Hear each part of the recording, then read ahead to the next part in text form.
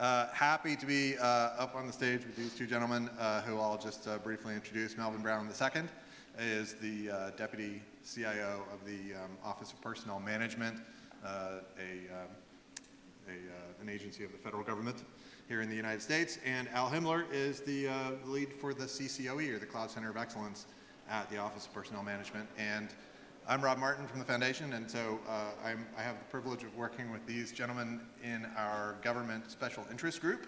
And if you're in this conference, I expect to see you either on my list of people in the government special interest group or signing up to be a part of our SIG as we go forward, because you're going to hear some interesting things about OPM's journey to the cloud today, and I hope that will get you excited to do your own journey to the cloud in a more mature way.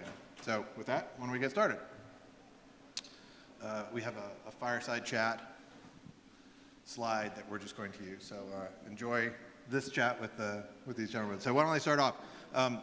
Melvin, can you tell us a little bit about where OPM was in their cloud journey when you started looking at FinOps? Well, so Rob, thanks. So it goes back, probably before I got to OPM. Before OPM, I was at the Small Business Administration, and they were already in the middle of a cloud migration, and they did not have FinOps, and so our CIO at the time was running around seemed like every week trying to find more money to put in the cloud, and so it was like the water spigot was running.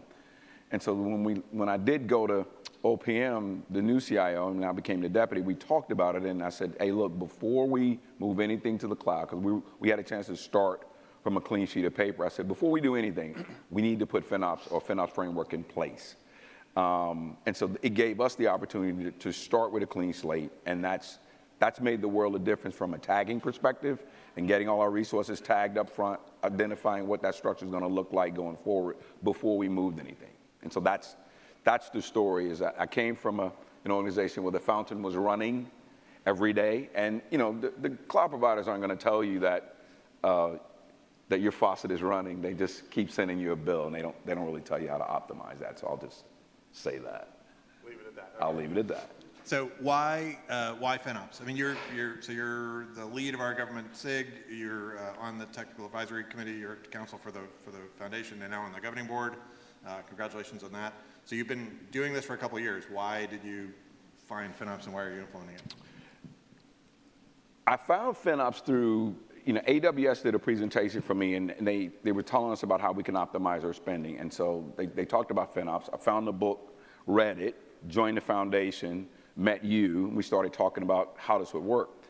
The thing that we've discovered with modernization is really not about the technology, if you will. The thing about modernization that, at least over my 30-year career, that I've found that we don't do a good job at is picking the right frameworks. So the tech is always there, but what we don't do a good job of is the delivery and the management of the tech that we roll out. And so FinOps gave me an opportunity to look at something that was open source. It wasn't married to any vendor, so I didn't have to worry about a sales pitch. And I could take advantage of industry's research, and we can collaborate in a way that helps to grow everybody, even from the public sector and the private sector. So, Al, you're the recipient of those mandates and running the Cloud Center of Excellence. It does roll downhill in government. Yeah. Can you talk a little bit about how the implementation of FinOps has helped as you've been implementing and rolling out the CCOE? Yeah, sure. I mean, to pick up what Melvin said, in terms of collaboration, we knew we were starting from nothing. I mean, we didn't have anybody in-house that already knew FinOps. So a lot of it was, first off, education and bringing people together to have that conversation. We anticipate we're going to be in a situation where we're going to start more utilization-based activities in the cloud instead of using more of a CapEx model. And a lot of people were not familiar with any of the concepts. So really, it came down to bringing everybody together, collaborate, having conversations about what that means, what the journey is going to look like, and trying to make sure that as we're working together, everybody knew each other's roles. Because we're in a situation where, like most, I guess everybody I've talked to since I've been here, where most people are very siloed. So you might have the accounting team maybe talking to the procurement team. Procurement team is probably not talking to the technology team, and just trying to get everybody together at that first step. That collaboration was really important for us. I think the other thing we were really looking for is transparency. I mean, as Melvin mentioned at SBA, there were surprises. I came from DHS. There were surprises there too. And they were ahead of where OPM was in the cloud journey. And we didn't want to re-experience those surprises. And so we wanted to make sure that we had the transparency in place so that as we started down that path, we had the information we needed so we could tell everybody, this is what we're seeing, better or worse. So we all make decisions together about how to improve and optimize where we're going.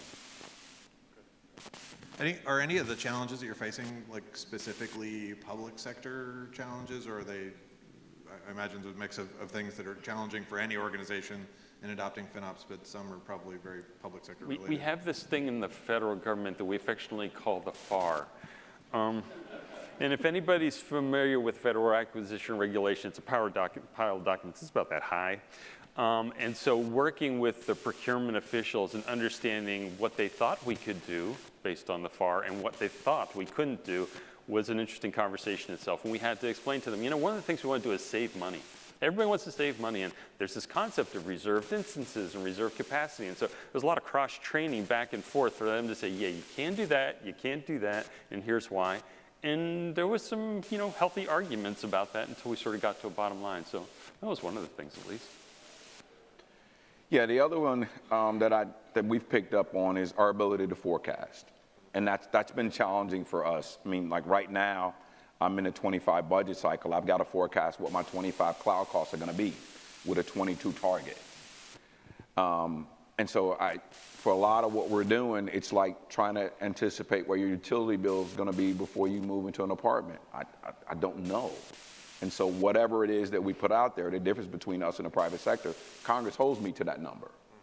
And so, you know, one of the strategies that we've been using is, you know, whatever we were doing in the data center, that just becomes the number that we forecast. And then our goal then is to optimize below that. And for a system that we don't really know what that's going to be, it's a swag. Yeah. And I really do mean it's a swag. We kind of guess at it because we really don't know. Is the practice different than it is in the private sector, or would it be recognizable to somebody who's coming in? Or For engaging with my private sector counterparts, you know, they can grow revenue and they can adjust their numbers in the out years. I don't really get to do that, and I can't grow more revenue. I get whatever Congress appropriates, and it's kind of a fixed number. We had the title of the talk had dollars per citizen in it. It's a difficult KPI when a lot of the KPIs are based on profit and revenue and things like that you're not as concerned about. Yeah. As a matter of fact, I get punished for saving money. They reduce my budget if I do that.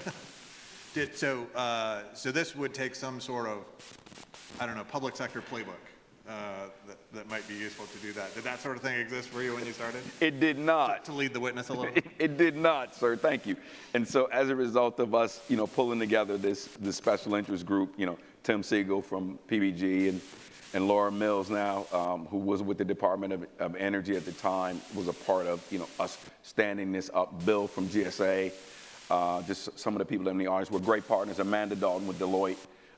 They all came together, and we got together and said, hey, you know, let's try to figure out how we can solve this. And so to Rob's credit, he brought us along. We produced a public sector playbook that I believe is on the FinOps website now under the public sector.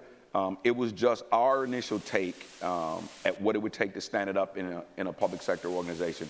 Right now, we're working on a sub playbook, or as Tim calls it, a specialty play around acquisitions. And so, how do we solve that nut? What does that look like going forward? And then, you know, we anticipate once this is over with, we'll be creating another specialty play around forecasting because it's different for us.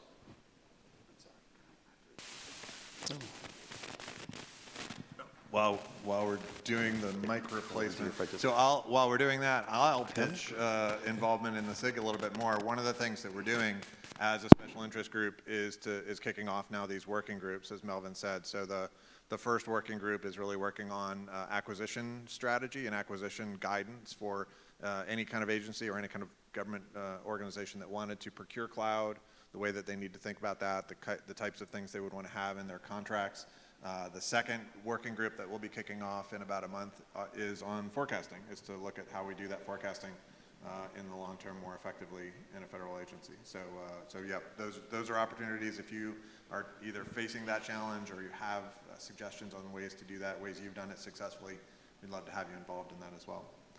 Al, to go back to you, you mentioned before the interaction between all these teams, the engineers, the finance folks, the procurement officials, mission leadership, agency leadership. How is FinOps enabling you to work with those groups more closely? Yeah, I think that one of the things that, and I haven't really picked up on this in too many of the other talks, one of the things that we had whenever we got started is we had executive direction from Melvin, from others in our agency who said, we will implement FinOps. They wanted to make sure that we were starting that journey as we were starting our move to the cloud. So there was a lot of energy behind it just because of the authority to stand up this practice. Whenever we got started, I think we had 5 people in the first meeting, which included a representative from procurement, finance, and technology, and I represent enterprise project management and then executive leadership. From there, we are now standing at about 20 to 23 people that show up on a biweekly basis. They're coming from all areas, and they all have questions, and so it's a great opportunity for us to have sort of that clearinghouse or that space, that sort of safe space to have conversations about what it means and what we're trying to accomplish. Some of the more interesting conversations lately have had to do with, are we making sure that each line of business that puts money in gets the value out that they anticipated?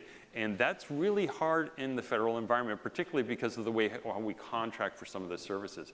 Because we don't contract directly with a CSP, we contract with a vendor who then provides those services. And so all the money goes into a pot, and we have to make sure that we've got the lines of accounting set up so that we can say, yes, program X, you got all the services and outcomes that you expected in your cloud infrastructure based on the amount of money you put in. So having those sort of healthy conversations so everybody understands the value they're getting out and how that corresponds to the amount of money they've put in has actually been really helpful across the full line. And are you doing that with like tagging, and you're using tagging in the environments then to do that kind of cost if we didn't start tagging the way we started, we'd be dead right now. I mean, what it comes down to is healthy tagging is critical for us. Whenever we decided how we were going to set things up, tagging came right after like taxonomy and language and how to talk with one another. And so we set up the tagging based on basically 3 different areas. Number 1, we've got a technology business management or TBM group. And we wanted to make sure that we could be feeders of data to the TBM group. And so we have tags associated with that so that they can look at their towers, look at their operating costs, and they can report that out. That allows them to do benchmarking with other agencies, which is sort of useful now, but we expect this can be really useful in FY24, 25, and as we go forward. The second group of tags that we set up were associated with the underlying technologies. We wanted to make sure that we knew how we're tagging the different operating systems, the different VMs that we're using, any of the infrastructure, any of the native services, so that as new things came out, it would be easy to identify where in our infrastructure we want to recap and make upgrades. And then the third area was just by program area, which comes back to what you asked about, so that each program could understand what their expenses or expenditures were. The one challenge that caught us there, and I think we're still in sort of a learning curve, is the underlying infrastructure costs, right? So the networking, for us it's the cybersecurity logging, and that is making up a larger and larger component of our Azure spend in our Azure cloud and wherever else we're spending in other clouds. And so trying to figure out how to allocate that line item, that shared cost across programs has become kind of a healthy conversation. And we're trying to figure out, okay, how are we going to allocate that so that everybody understands this is part of the cost of doing business in the cloud. So that's where we are right now. How are you doing that? I'm going to go ahead and ask the question everybody's thinking. How are you doing this? So the weird thing is we have some programs who have adopted the cloud wholeheartedly. So they have bigger expenses in the cloud because they got an earlier start. So as a result, we're allocating. It's basically the amount of spend you've got is how we're allocating the shared cost. The expectation is as we move more in, those people that had more shared cost at the front end will see their shared cost go down. It's basically the most intelligent way that we've come up for allocating the cost right now. Okay. And is that, as you're implementing this, I imagine that's also impacting or moving upstream back to the design of your systems and how the cost is built in from the very beginning. It really does, because people start thinking about, capacity. You mean it's cheaper to put it in a long-term store? Yeah, so you have all those conversations, and you've got people that have sort of learned those experiences early to educate the newer ones in. The other problem we've got right now that we're looking at is we've spent basically the last year getting the first programs into the cloud. The biggest ones that we've got are going to hit us in the next 6 months. So while costs have been kind of linearly growing, we're going to hit a hockey stick. And what we're trying to do now from a projections perspective is understand what that hockey stick is going to look like, and working with the engineers so that we can see, okay, how are they using the cloud calculators to estimate their costs? That's where we've got some value in sort of bringing that to the team. Nice. So, but it's going to be a little bit, it sounds like it'll be a little bit more predictable now that you've got kind of a baseline of some of those things. So maybe you're not moving into an apartment building that doesn't exist yet, right? But you're moving into an apartment that used to have a renter, and you can look at their cloud bills or something. That's good. I'm trying to extend your metaphor and not doing it very well. How's that? It was pretty good, Rob, actually. It almost got there. So one of the realities I think that a lot of public sector organizations deal with are mandates. Mandates to do certain things, to not do certain things. M2131 is about cyber logging. That's a particularly challenging one, I guess, for a lot of agencies to do. Yes, sir. Can you talk a little bit about how you've dealt with this and how you're using FinOps to deal with it more efficiently? Well, so I'll take that one. It was interesting. Tim and Al came to me and said, hey, we've had a ridiculous spike in our cost, and it's coming out of the cyber shop. And so I got with the scissors. I said, what are we doing? He says, well, M2131, we got the new logging. And based on the projections, we were going to be $5 million in just logs. I said, no, stop. Nope, not doing that.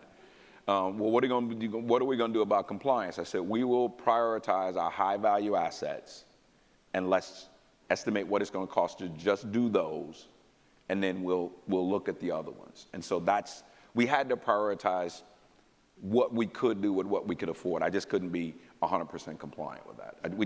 But I will say, had it not been for FinOps, I would have been $5 million in the hole, because nobody would have been managing that store, and all they would have been focused on is compliance, and not the cost of compliance. And so I think that's the difference, is now we've at least got guardrails to at least assess, how much is enough to be compliant, and can I afford to be 100% compliant, or can I afford at least enough to take care of my high value assets, and then we manage from there.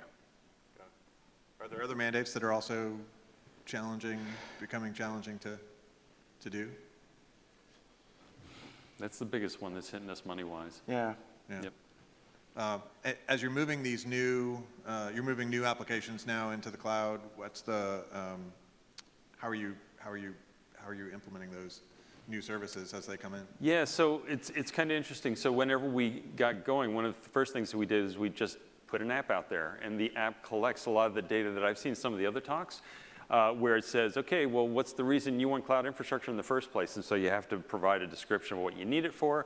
You have to describe how you research the cost, because you have to put a cost estimate in. And the calculators are out there. We help them if they need it. And then they've got to put in a guardrail, an upper bound for how much they're going to spend. Once they hit submit, that goes to a couple different places. First, it goes to the person responsible for spending the money, that executive in charge, because we want to make sure. Pardon? Is that the diagram that we want to show? Oh, yeah. Yeah. Oh, you can show that, yeah. Yeah, there we go. Yeah.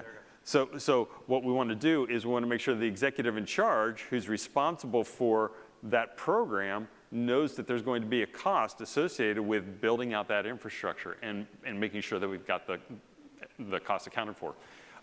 After it goes to the executive in charge and they've pressed on submit, then it comes back to the FinOps team. Because at that point, we've built in the automatic entry point for the FinOps team to have all the calculations that they can put into their financial model. From there on out, it's just smooth sailing for watching their cloud infrastructure costs come in, and then informing them if they're going beyond their cloud infrastructure costs. And one of the spirit of what we're trying to do is we're trying to push down authority to create infrastructure as low as we can in the organization, which is kind of antithetical in the government. The government wants to have total control over everything. We're trying to beat that back so that program offices can build out what they need until they reach that cost limit. And once they reach that cost limit, they can come back, they can ask for a higher limit, executive in charge approves that, and they're okay, and off to the races to build more infrastructure. So a lot of it is making sure that they're the ones that have the foot on the pedal, but also have the reporting and the insight as to how they're spending that money. It may be antithetical to the government, but it is principle number 3 in the FinOps principles. Everyone takes responsibility for their cloud use. Correct. So it's perfect. That's perfect. All right. I wanted to open it up to questions from the audience, maybe. Do you all have any questions about OPM's cloud journey that you'd like to ask that haven't been staged? 2 over One here, yeah. there, and this young lady here, and that gentleman in the back. So I'm just curious, in the spirit of transparency of the data, you know how the Fed and government is, oh, we can't let anybody else see anybody else's stuff.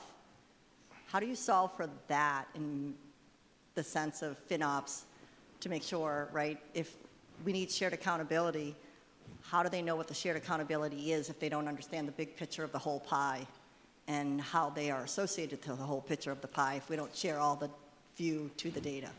We show them the whole pie. Yeah. Every 2 weeks when we get together, here's the pie. This is your slice, this is your slice, this is the shared costs associated with the cyber logging and what we're doing. Yeah, everybody sees everything. Yep. They don't always like what they see sometimes, but that's kind of the point, isn't it?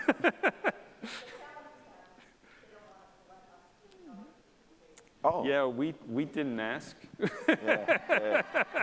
We just started showing, and it's become part of the culture, so. Yeah. Good afternoon, Melvin. This is Jonathan Kopp with the United States Marine Corps. So we just submitted our updated tags that we're going to be pushing to the USMC Azure environment today, and we took them as a subset because there was a resistance to all of the tags that you recommended. What is, like, when you were implementing your tagging strategy, and you failed, maybe the first time, maybe not, I don't know, but then how did you iterate and fix it? If that happened. Over. So we were kind of lucky. We got one of the engineers from SBA that worked with Melvin, who is one of our key cloud architects. And so he, like Melvin, didn't want to repeat the problems that occurred. And so when he came in and we said, you know, one of the first things we want to do is we want to set up tagging, he said, I am right there with you. And so while we were developing our FinOps playbook, public sector playbook, he was creating our cloud infrastructure playbook for all the engineers. And so we worked back and forth and made sure that the taxonomy that we put in place for our tagging was available not only for the FinOps people, but it's pasted front and center of the engineer playbook as well. And then we automated the heck out of it to make sure that whenever something stood up, it's got all the tags it needs to have.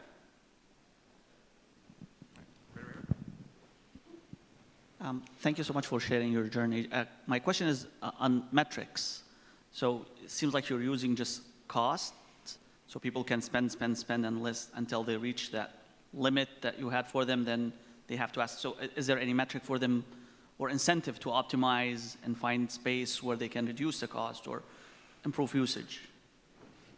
You want me to? Yeah. Okay. So, what we do is our FinOps team, as a centralized team, looks across the enterprise and looks for opportunities to go ahead and optimize. And so we have monthly meetings with each of the programs and say, these are the ROIs that make sense for you. If there's reserve capacity, here's what you probably want to do.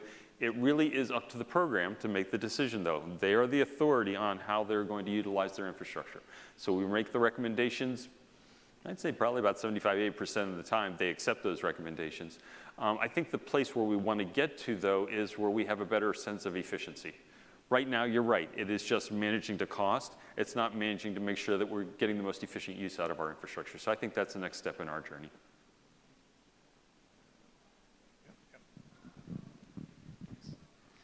One of the things I've seen in the federal side is that you end up with a tension between sort of organic cloud services that grow up through agencies, departments, and services versus sort of an enterprise approach. And we see this tension again and again with JEDI and JWCC in particular, but you see it in other grip spaces as well. Is that a challenge you guys had to face in OPM? Do you have advice on it? Anything around that?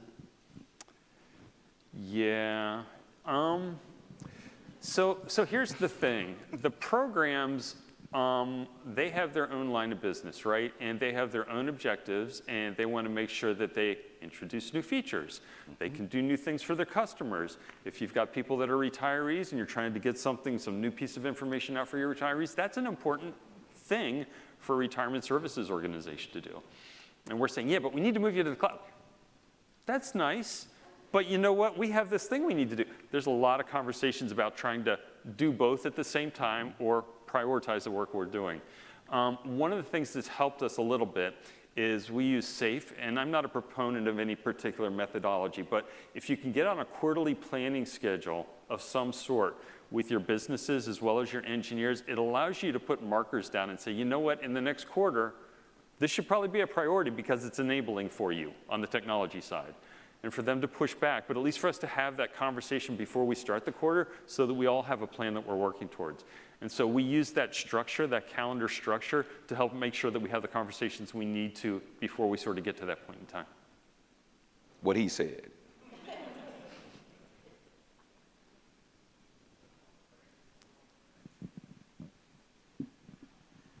I was intrigued by your comment, Al, around debating the federal acquisition regulations.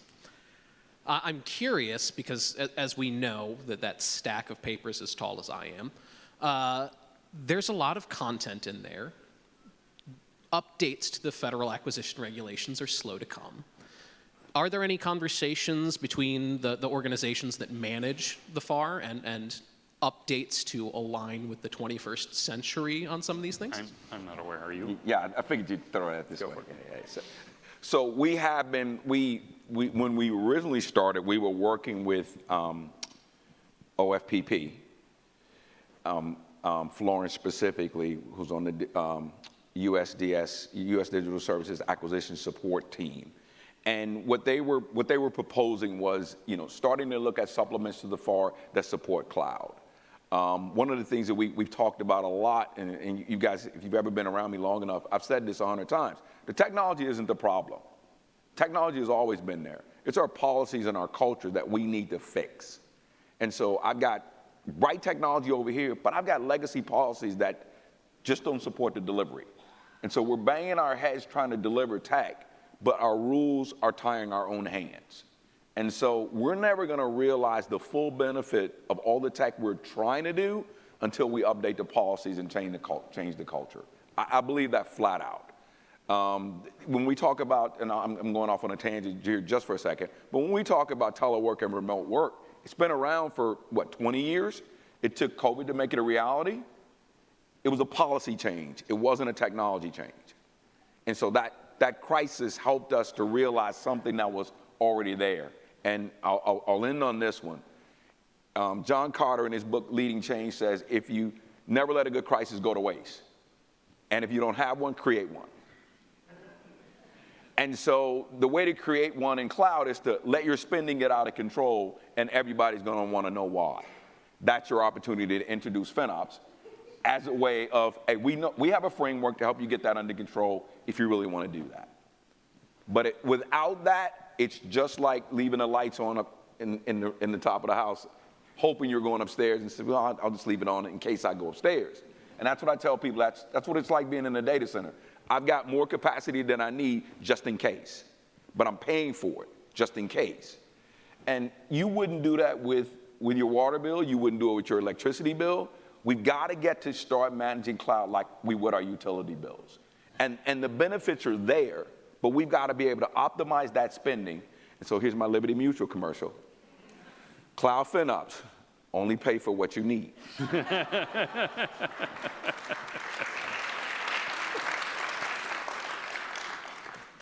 Based on the comment about creating a spending crisis, I'll just note that every speaker's opinion is his own and doesn't necessarily represent the federal government or any of the sponsors of the event. I will circle back to you mentioned U.S. Digital Service. For a federal agency, U.S. Digital Service is part of the Executive Office of the President, part of OMB. They are doing training, for example, called DITAP, that's available for contracting officers. So one of the things that we didn't talk in depth about in here, but we'll talk about a little bit tomorrow in the Chalk Talk is building, doing this acquisition. Sorry that we talked earlier today about in the Chalk Talk, doing this acquisition process and getting contracting officers like financial officers and others trained up on that.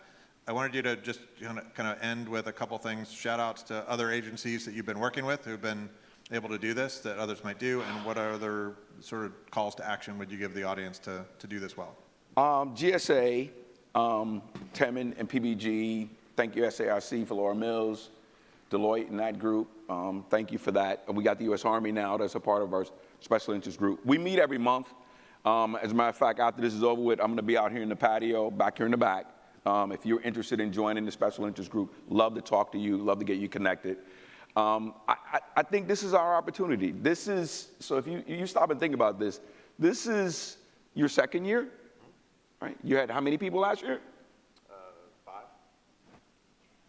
How many you have now?